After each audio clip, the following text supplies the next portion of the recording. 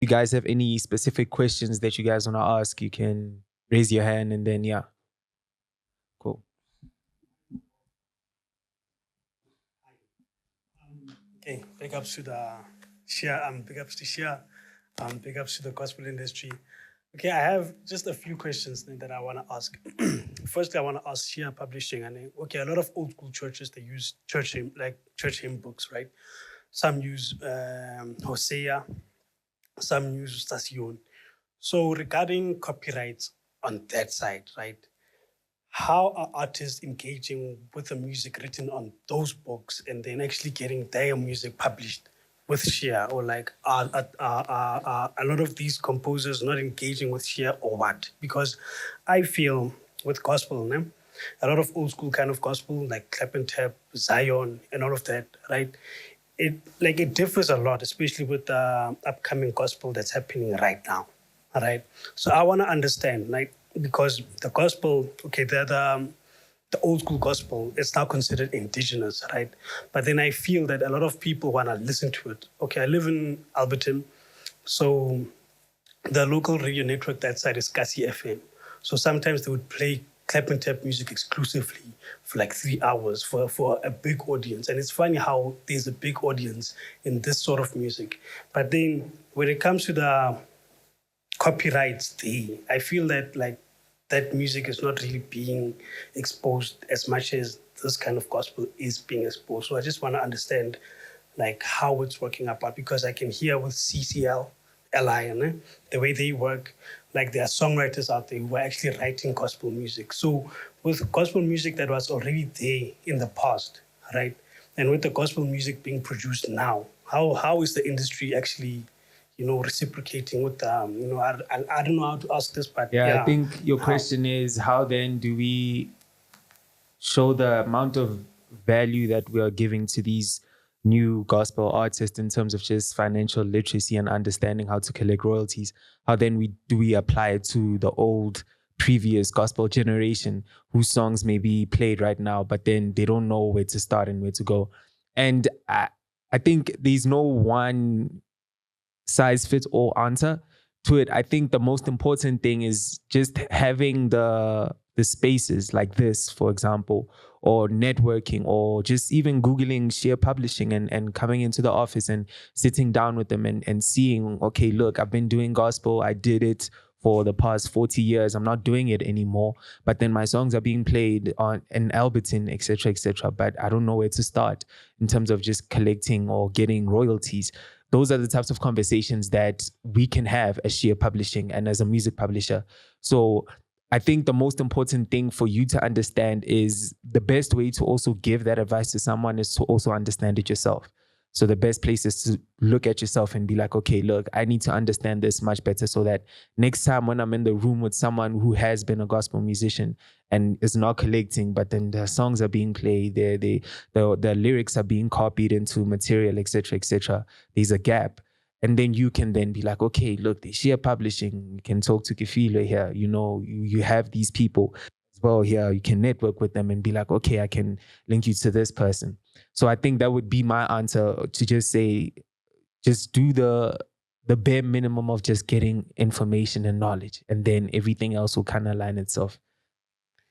Can I add to that?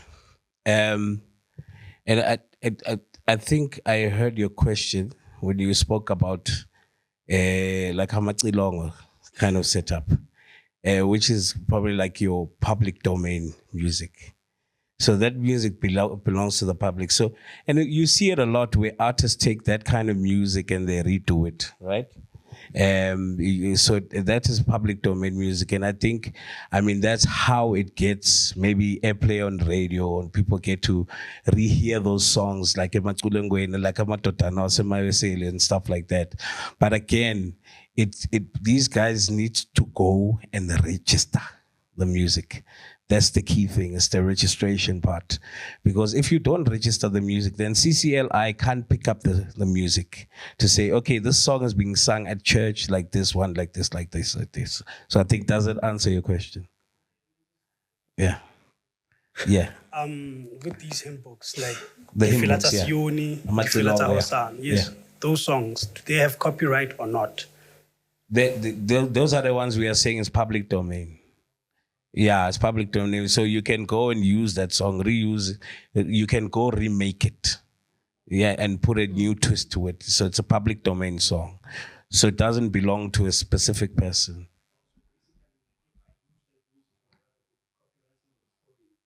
Yeah, not the actual, yeah, because it's a public domain. It's already there. Yeah, yeah. All right, sharp. Do we have any other questions?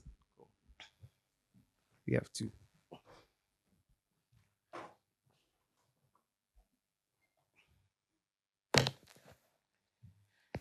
Okay, I've got so many, but I think I'll just keep it to one. I am one of those who've been doing it for the Lord for the longest of times, to a point that I'll get a call to say, Ausrefilwe, we would like you to come and sing Ranale conference. What do you charge? And I'll say, I'm doing it for the Lord. Ish. So, like I'm saying, I feel like I've been living under a rock for a while, and now like my mind is like, when it comes to watch charging, how does it work? How am I to, a church approaches me to say, we'd like you, we've got a worship session, and we would like you to come and worship with us. How much do you charge? Ish, ke qala kae, ke gcina kae, or do I stick with doing it for the Lord? Yeah. It's a tough one. By the way, the Lord is a good boss. He's very rewarding. So even if he knows you're innocently letting opportunities go, he will find a way to reward you somehow. So for churches, for me, it's quite tricky in that obviously as an artist, you've got your rate card. Yeah. And my principle with the team that I work with is those we reserve for situations where the objective of the gathering is to make money. So in other words, if you are bringing people together because you are raising funds, you are making money, then yeah, some of that money, then the rate card can apply. Yeah. Like a festival, like a whatever, But now in terms of churches are not the same, okay? There is obviously, a certain fee for a church. But I personally, God has sent me to all of his people. I've never not gone to a place because they can't afford me, because Jesus Christ has already afforded them what they need. And like I said, when I said God is a good reward, it doesn't mean you must lend yourself to being used by people. There's a difference between being used by God and being used of men. The one side of it is that you'll be exploited if you're being used by men. But if you are used by God, he will reward you even when duplicitous men think that they are using you. So find that balance, especially when it comes to churches. Be led. Yeah, just to add on, remember, it takes a few things for you to even get there. They invite you. One, you need to transport yourself. You need to decide what you are wearing. You need to do makeup. You need to do all of those things. Sometimes you and your partner might be going through a situation where you're like, okay, kune theme. You need to go get a dress for the theme. All of those things are expenses. And I think the basic thing is for the church to meet those basic requirements. To say, okay, I'm willing to come, but there's this challenge. One, transport, If you can see, they probably can afford. You can say, this is usually what I would charge, but you can cover these costs and see what you can offer me, and open that room for them. Sometimes opening that door can be even greater than what you may have expected, because there've been situations where a pastor will say, we are offering to this person, right? And what some people will give maybe way more than you would have charged. Yeah. But sometimes there are other churches, there are other churches that are shrewd, where we've been somewhere as a group where they opened, we did it like that. Okay, whatever you can offer. So they had a a huge American contingency, like, hey, I'm American, wafaka $1. Siwabona amadola angena, siwabona amadola. Sithi yo, Thixo amadola, nawo amadola. Amadola. Ay, bawathatha amadola basinika 1,000 rand. Hallelujah. I'm sure value a little son. Hey, angifuni ukukhuluma. Testify, bro. But have at least some form of standard. And build from there, because churches are not the same. There are those who can afford the way you can see, but just as long as they make sure you get there, it can also be from your pocket. Which now I need to think, how am I gonna get there? Do I have petrol? Do I have this? That shouldn't be your problem. Let them at least try and meet those needs. Yeah. I said there are many, so I selected two. I'm one of those people who, actually, my sister sent me a message this morning saying that you're a good songwriter. And I'm like, songwriter wrong, because I am the voice note type of person. I've got a lot of voice notes that I've only sang with my circle. Sorry. I've only done of the songs with my circles. They've never been out there. But I think it's about time that should start happening. So am I considered a songwriter if I'm a voice note girl? Definitely. You've already said it. Because if you can look at my phone, all of my best works are in my phone. It's just the same as you. So what's the difference? It's just that Mina, I can translate my voice notes into something that can be used. I can take that voice note and sit and lay it down on the keyboard. So you must find I would say a writing partner of some sort, if you can invest in that. If you can, there are two ways of doing it. One would be to get somebody with a studio who can play keys and pay them for their services. When I mean pay for their service and say, okay, I'm paying you as a session musician, keyboard player for these songs. Or partner with somebody and say, let's go into partnership when it comes to composition of my songs, and kind of document them and put them and know that meet a person like J. Ross, myself, producers, and say, I've got songs, or Isiangoba, can I send you my compositions? Some of them. And then they can see if they can use it because if I'm working on an album, a 12-track album, I can't always write 12 songs. Right? If I'm working on 12 songs and a 12-track album, I'll call my writer friends and say, I have a friend of mine, Bafana. Hey, Bafana, do you have 2 songs? I'm working on an Afro-pop project. I call another one. I write the rest, sit with the artist, because it's too much work. So if I feel that the songs are amazing, I can put you in my database of writers and say, okay, I need songs for this type of thing. Then you start building your writing repertoire and your relationships. Cool. I think we had one last question from the back.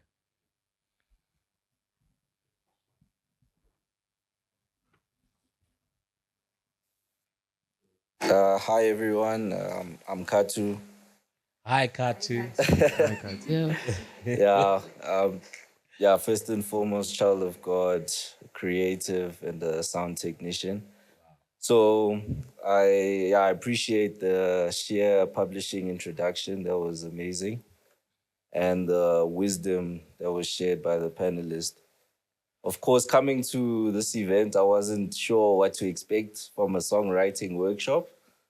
And so, my question is directed to the panelists.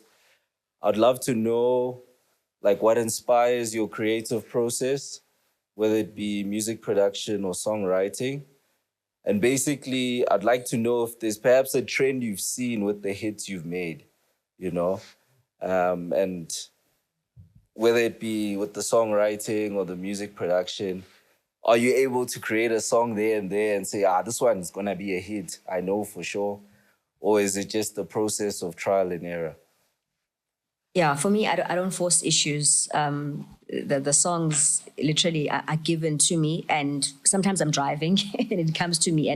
and I literally record. Sometimes it's in the middle of the night. I know gospel artists are infamous for this one. In the middle of the night, it happens, right? So I don't force issues. I also benefit from what Budim Jakes was talking about. A community of songwriters, in that they are able to then fill in the gaps. And then I find, because this is my methodology, the authenticity of the song is going to, flow to the right audience, and then that's how it goes. But to sit down and force issues and be like, I have to, no. It has to come. For instance, there's an album that's going to be recorded soon, and they requested me to write a song. And I said to this person, I love you, and I love the artist that you are. However, I have to have conviction that I've got a song that must be messaged through you, for you. So I'm like that kind of a bit of a weirdo here in a sense, because I've let opportunities pass that other people would have taken up, because I'm like, I've not been given anything for you.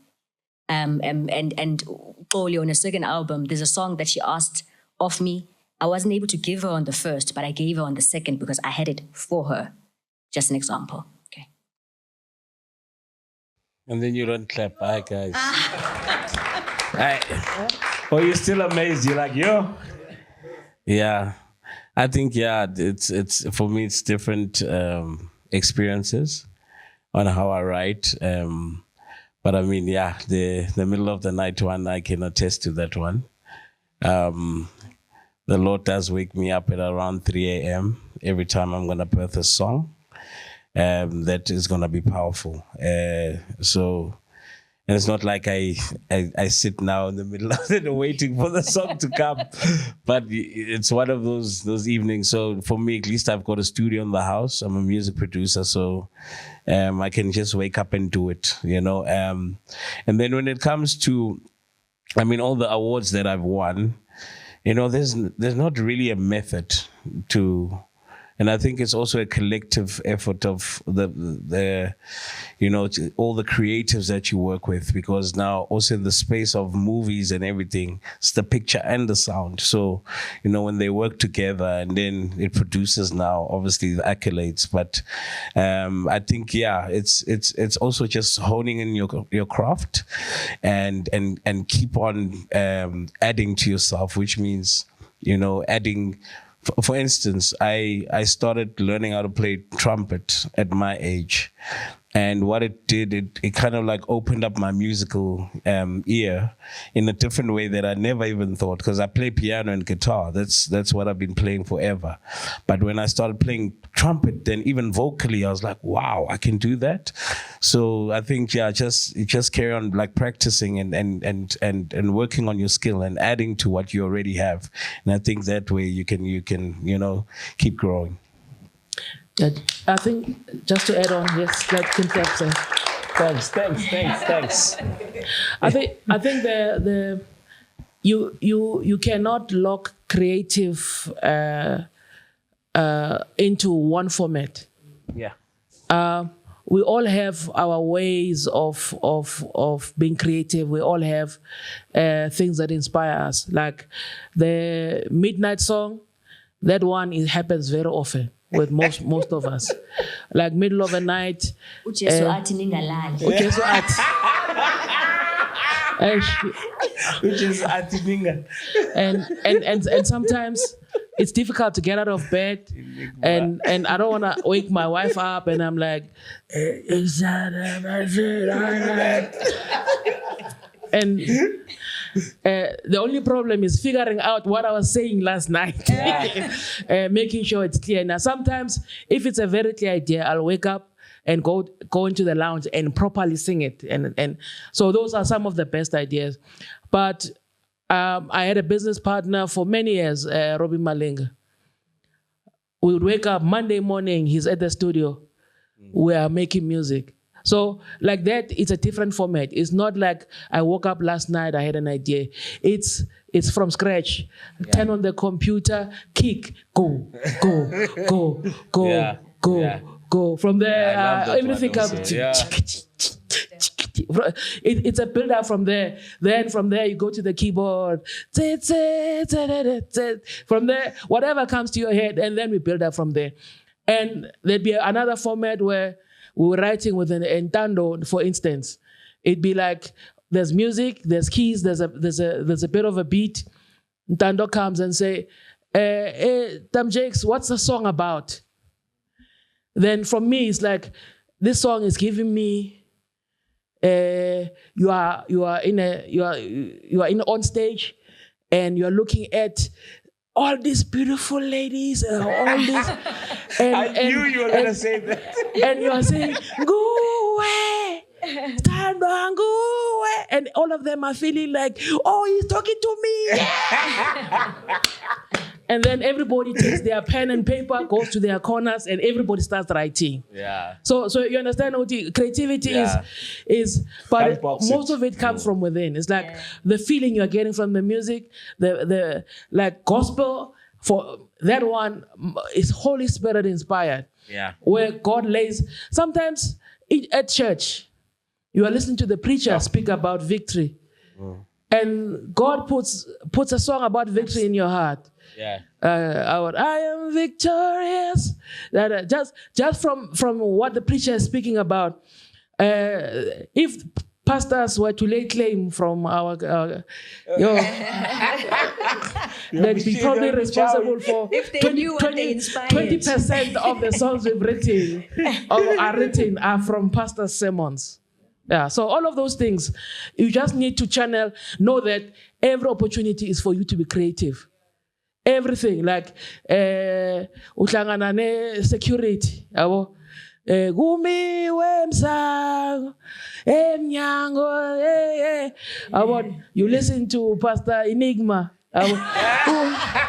Ujesu wati sala nami Ujesu wati hamba nami. You know, like everything is inspiration. Every situation should inspire you. Your pain, your joys, write about it. Yeah. Come on. Nice. And yeah, I think that marks the end of our Q&A session. Can we please just give the panelists one final round of applause? Cool.